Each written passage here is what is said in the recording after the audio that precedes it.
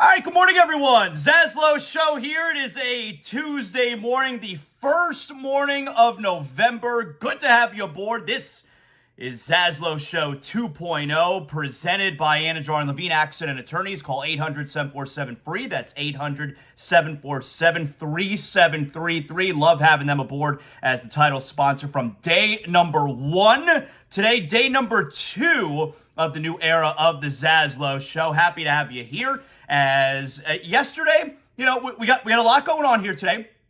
Obviously, Monday Night Football from last night. You got the Heat back in action tonight. NFL trade deadline is this afternoon. It looks like the Dolphins are in the mix. We'll get to some of that stuff. We got some NBA to catch up on. We got a lot going on here, all right? You know the drill. A couple things, though, I want to get to first. Yesterday, debut episode of ZASLOW Show 2.0. I thought everything went pretty all right. The response was very good. Got a bunch of downloads. It seems like people have found the podcast, be it Apple, Spotify, iHeart, Google, wherever you get your podcasts. If you a few people have reached out. I've never listened to a podcast before. What do I do? And you can reach out to me, ZaslowJ on Instagram, at ZASLOW Show on Twitter, and I'm happy to respond. I like hearing from you guys. And I would give the instruction. It's super easy. And then I get the response like, oh my God, I didn't know podcasts were so easy. Don't feel bad about asking me how to get the show. I'm not going to sit and tell you, oh my God, it's 2022. You don't know how to do podcasting?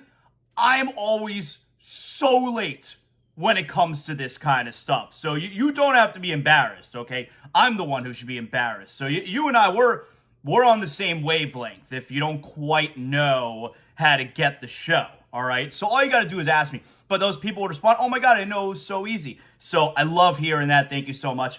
And if you have an app where you listen to your podcast and the ZASLOW Show 2.0 is not listed there yet, I've had that person message me and you tell me what your platform is that you normally use, and I get it on that platform. I'm super resourceful, all right? I get it on that platform. So if you're having any kind of issues, you just reach out to me. We'll figure it out. Come on, I love you a long time. You know what the deal is. So I thought yesterday went pretty all right. I'm pumping out the show in the morning, and it does not take long at all to upload it to all the platforms. I think that I'll be able to do it even quicker because I'm doing a little bit of editing, and I think I'll be able to get everything out quicker and quicker every day as I get more and more used to editing and all that stuff. Like I said yesterday, I used to do all the editing. I mean, not, you're live on the radio. There's only so much you have to do, but there was behind the scenes stuff when I was producing Boog Shambi's radio show when I started at 790 The Ticket. But that was over 15 years ago. So I've had to relearn a lot of things, and so much has changed, all right? So the more I do it, the quicker I'll be able to get everything up. What did take a while, now I posted the whole show on YouTube last night. I didn't think I was going to do that right away, but I felt comfortable enough. I was able to edit the show video-wise the way that I want it edited. I was able to put in some graphics. I thought I did a nice enough job. Go youtube.com/@ZASLOW Show. So I uploaded the podcast to me is most important right now. I know everyone loves YouTube, so I'm going to keep putting the content up on YouTube. But the show's going to be available pretty much right away on the podcast. So please focus on that. And then, go to the YouTube if you want, youtube.com/@ZASLOW Show. But I put it, the whole episode, yesterday's full episode is on the YouTube channel. And I got a bunch of people who are subscribed, so go subscribe to that. I love you a long time. And my only problem there was it took forever to the video program I'm using, exporting it.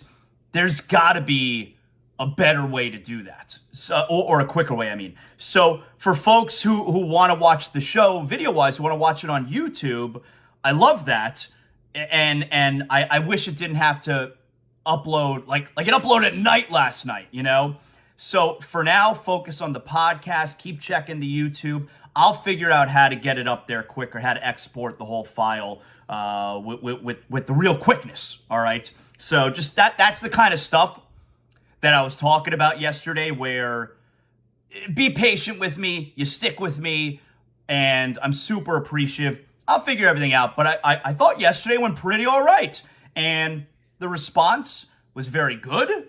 So tell your friends, tell your tell your mom and dad, tell your mother I say hello, and just pass it along. All right, that's what you could do for me, and that'll be really great. We'll start to mix in some guests. I do have a quick announcement to make. All right, I got a quick announcement here. Now, for years, I'd been begging Odyssey. That was my former employer. And they treated me really well. I know a lot of people were mad that they let me go. I mean, I was obviously disappointed, but not mad. All right. I was treated really well there.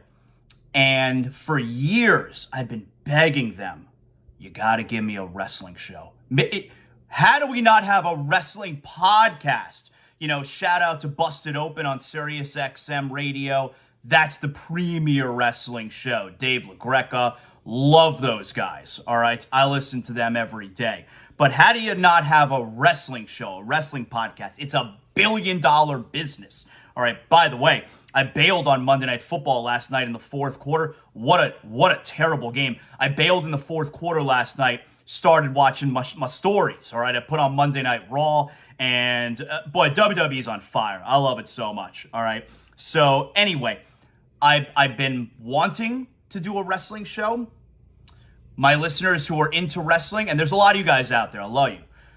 You've been asking for a wrestling show. It's coming, all right? This Saturday, this is the announcement. So ZASLOW Show 2.0 is Monday through Friday, every morning. Every Saturday, we have a wrestling podcast. It will debut this Saturday afternoon. It's called It's Still Real to Me. That's right. ZASLOW Show 2.0 presents It's Still Real to Me. That's the wrestling podcast. Everybody know, if you're a wrestling fan, you know where the title of the podcast comes from. So every Saturday under the ZASLOW Show 2.0 umbrella, you don't have to do anything. If you're already subscribed to the podcast, you're good to go, all right? You don't have to do anything extra. Monday through Friday is the regular ZASLOW Show 2.0. And on Saturdays, under the ZASLOW Show 2.0 umbrella, It's Still Real to Me. I got my co-host, my pal Joey Levine. So it's the two of us. We're doing the wrestling show. Again, this Saturday, It's Still Real to Me will debut every Saturday. We're going to cover all the week's big stories in pro wrestling. And because this Saturday afternoon, because the time difference in Saudi Arabia, this Saturday afternoon at noon is WWE Crown Jewel. Huge show. Roman Reigns, my tribal chief, he's defending against Logan Paul. That's this Saturday afternoon because of the time difference. It's at noon. So It's Still Real to Me will debut Saturday afternoon, late afternoon, early evening this weekend. Immediate reaction to WWE's Crown Jewel. So huge event this weekend and the debut of It's Still Real to Me. That's the wrestling podcast. I'm super excited about that. Been dreaming about doing a wrestling show for years. So Monday through Friday is ZASLOW Show, regular show. And it doesn't mean that sometimes we're not going to talk about wrestling on the ZASLOW Show 2.0. We will. But Saturdays, the show, It's Still Real to Me, is completely devoted to pro wrestling and all the big stories. So I know a lot of you guys have been asking for that. It's here. So I'm hoping that you'll listen on Saturday. Okay, so let's get to a few things before we start all the sports stuff. We'll get to Monday Night Football first, and then you got Dolphins, trade deadline. The Miami Heat are back in action tonight. Golden State Warriors making their lone visit to South Florida tonight. The Panthers begin a 4-game road trip late night with the Cats tonight as well. But first, last night, Halloween. I'm so fat right now. I feel so fat because I've been really good. I'm back down to my girlish figure. You know, I've been really good the last couple months. I look good. I look good. I feel good. And then Halloween rolls around. And I eat all of the Reese's peanut butter cups. I eat them all. Peanut butter is is peanut butter a condiment? Peanut butter is my favorite. All right. Condiment, I guess I'll call it a condiment. I don't know. I'll eat anything peanut butter. And Reese's peanut butter cups are the greatest candy.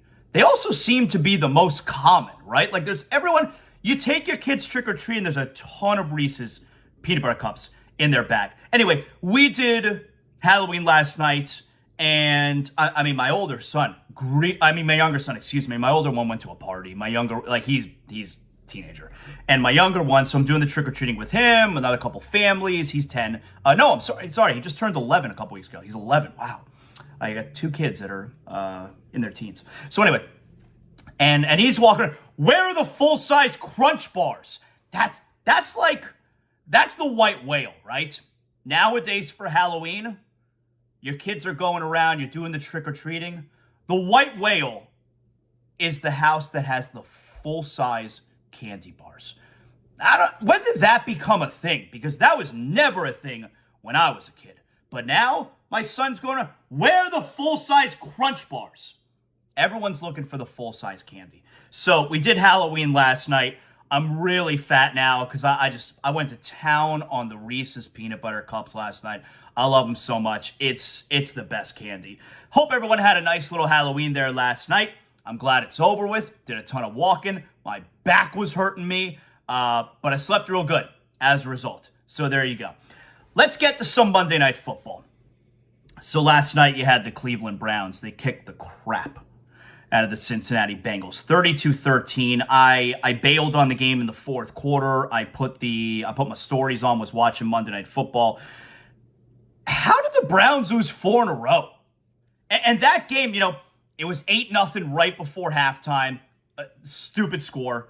11-0, equally more stupid score. 11-0 at halftime. 18. I mean, this game was a 25-0. You get the point. It felt like I was watching Thursday Night Football, right? It felt like a Thursday night game. It's a blowout. It's a terrible game. The road team sucks. How did the Browns lose 4 in a row? And I know the easy answer is, and we saw last year, Jacoby Brissett sucks, all right? But this Browns team, they have an elite wide receiver in Amari Cooper. They have maybe the best running back in the NFL right now, right? Nick Chubb. And my wife got couple things with my wife last night. My wife got a real kick out of his name being Nick Chubb. Obviously, she made the jokes. And when they show Joe Burrow on camera, who's that? Boy, he's hot. Yeah. So my wife was very involved in the game last night. But this Browns team, how did they lose 4 in a row? They have an elite running back. They have an elite wide receiver. I mean, Myles Garrett, like their defense is very elite. They got playmakers on that side of the football. I don't know what Deshaun Watson is going to look like when he comes back after week 11. I think they're off on week 12, so it's week 13 that he's back. I don't know what Deshaun Watson's going to look like, but you got to figure, like, if he looks like Deshaun Watson, this is a team. Now, they're behind the 8 ball 3-5. Can you be 2-5 at one point and make the postseason? Probably not. But I don't understand. I watched that Browns team last night. I don't know how they lost 4 in a row at one point. The Bengals are weird. The Bengals 4-4, just like the Los Angeles Rams at 3-5. The 2 Super Bowl teams last year, very weird, very tough first halves of the season. So the Browns complete week. I'm sorry, I think I kept saying week 9 yesterday. The Browns complete week 8 with the Monday Night Football win. And away we go. So there you have it. Now, today is the NFL trade deadline. So, the Dolphins. I saw a couple places yesterday. And who knows, maybe at some point during the show today something happens. But I saw a couple places. Peter King, Adam Schefter, that the Denver Broncos, who are seemingly out of it, they're 3-5, team stinks, that they may be okay with moving on from Bradley Chubb. Linebacker Bradley Chubb, who has an injury history. I mean, he's healthy right now, I think, but has an injury history, and when he's on the field is a really big-time linebacker, pass rushing linebacker, really big-time player. And this Dolphin team is severely lacking in the pass rush department. I mean, my son said to me the other day, Dolphins must be the worst in the league, have the least sacks in the league. I think like 19th or 20th. He's not that off, And I think part of it, part of the problem with this defense right now Injuries are huge. But part of the problem with this defense right now, they're not getting a pass rush. And on top of not getting a pass rush, they don't have the lockdown corners. You know, Xavier Howard's missed, I think, one game this year, but obviously Byron Jones is nowhere to be found. Nick Needham, he's gone. Brandon Jones, he's gone. We're killed in the secondary with injuries. So you don't have the lockdown coverage in the secondary. The defensive line is not getting pressure, so it's leaving those guys out to dry. The secondary is not great right now, so it's not giving necessarily enough time for the pass rushers to get to the quarterback. You know, like, neither is working hand in hand. If you can get a pass rusher here, which we know is one of the premier positions in the NFL, quarterback, left tackle, cover corner, pass rusher. Those are the premier positions in the National Football League.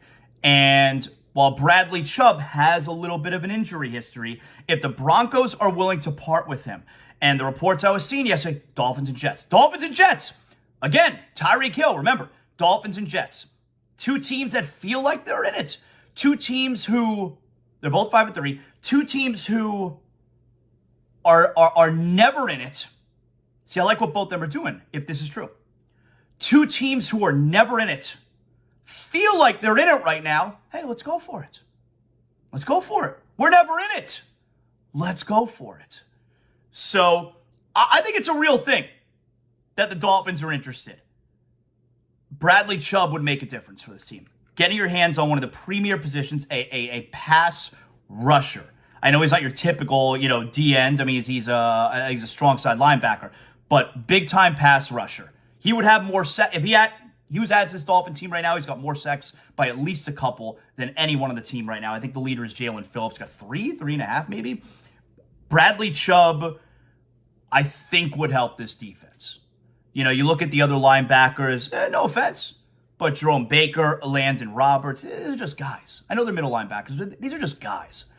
Bradley Chubb is someone, Emmanuel Ogbah. Has anyone seen him this year? Melvin Ingram had the great start to the season. Now all he does is he lines up offside, right? Didn't he have a couple of those offside penalties as well, I believe? So a pass rushing linebacker would help in a major way for this team. The Dolphins D-line, the interior especially, Wilkins, Sealer. Dolphins interior D-line is pretty good. The Dolphins have a stud in the secondary, two of them actually, with Holland and Howard. There don't have any studs at the linebacker position. Get yourself a big-time linebacker.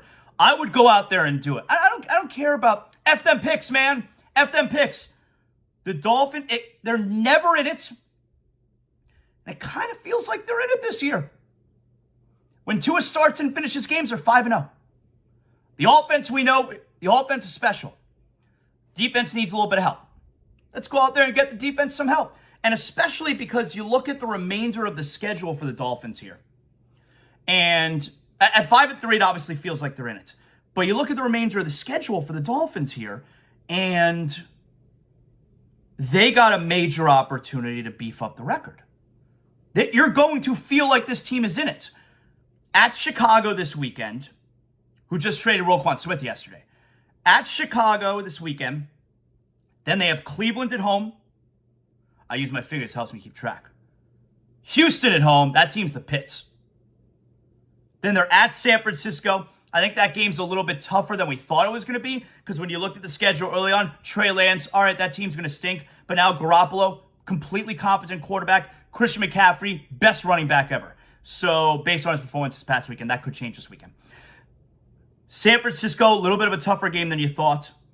But you look at those four games. Actually, let's just do the next three games, because it starts to get a little bit tougher there. At San Francisco, at the Chargers, at Buffalo. That's a murderer's row right there. But at Chicago, Cleveland, Houston. You got to be 8-3 after that stretch. Have to be. You want to say, oh, they'll slip up somewhere. You know where the slip up was? The slip up was the Jets game. That was the slip up. Because you had that stretch of 7 straight games, right? After the Dolphins were 3-1, they suffered their first loss Thursday Night Football at Cincinnati. And that, of course, is when Tua went down. You had that. Now the schedule softens up, right? Remember, the first 4 games, super tough. They went 3-1 in those first 4 games. Now the schedule softens up. At the Jets, Minnesota, Pittsburgh, at Detroit, at Chicago, Cleveland, Houston. Those 7 games, they were 3-1 with those 7 games coming up. You knew Minnesota was going to be tough, and they lost that game. They're probably going to slip up one of the other games that they should win. That game was the Jets. So those 7 games, 5-2 is what you're looking for during that stretch. They were 3-1. Go 5-2 during that 7-game stretch. If you win these next 3 games at Chicago, Cleveland, excuse me, Houston, then you win 5-2 in that stretch. That's exactly, if you want to be realistic, you knew Minnesota was going to be tough. You're going to slip up in one of those other games. You're 8-3 after that stretch. And that's exactly where the Dolphins should be. They should be 8-3 after that stretch. So there you have it, all right? Chicago this weekend, you got an opportunity, though, where you can really beef up this defense. If you're not giving up a first-round pick, all right. I mean, wouldn't you like a franchise-type linebacker if maybe you got to give up, a couple 2s? You give up a 2 and a 3, whatever it is, all right? So I'm in on it if I'm a Dolphin fan.